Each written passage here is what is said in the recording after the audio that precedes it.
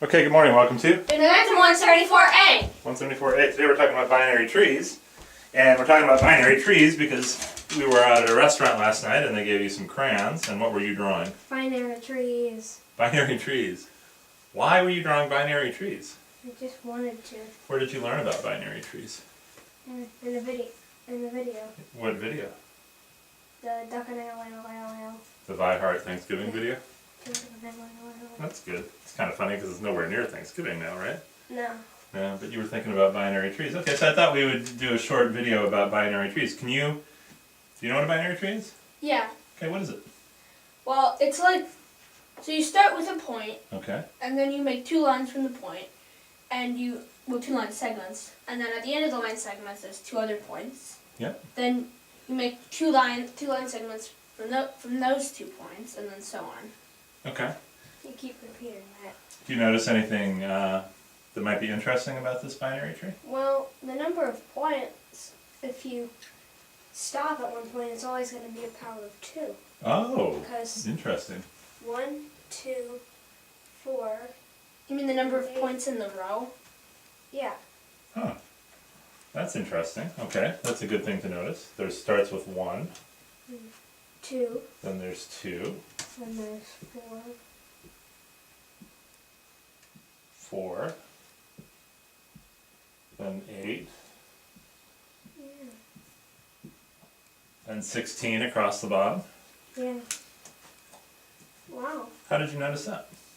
Well, I just saw it. You just saw it. Okay. That's a very interesting thing to notice. Why do you think that's true? Why do you think it's always a power of 2? Well, because you keep splitting this line segment into 2 more line segments.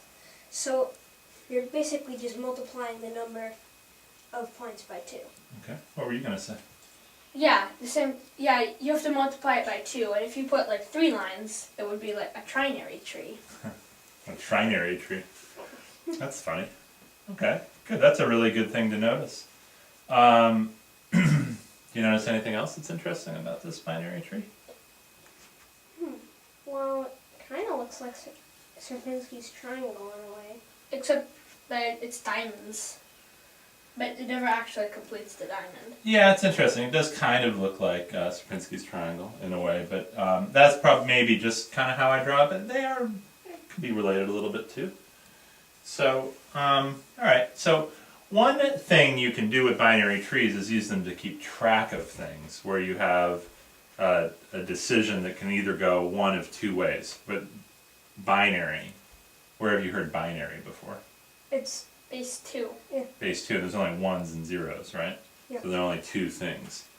So, for example, what's a situation where only one of 2 things can happen? Well, a yes or no question. A yes or no question. Yeah. Well, Anything else? maybe if you put 2 slots in a pinball machine.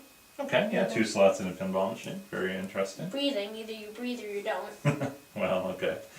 How about a coin flip? Heads or tails. Heads or tails.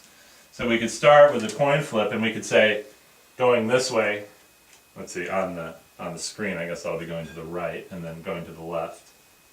Let's say going this way is heads, going this way is tails.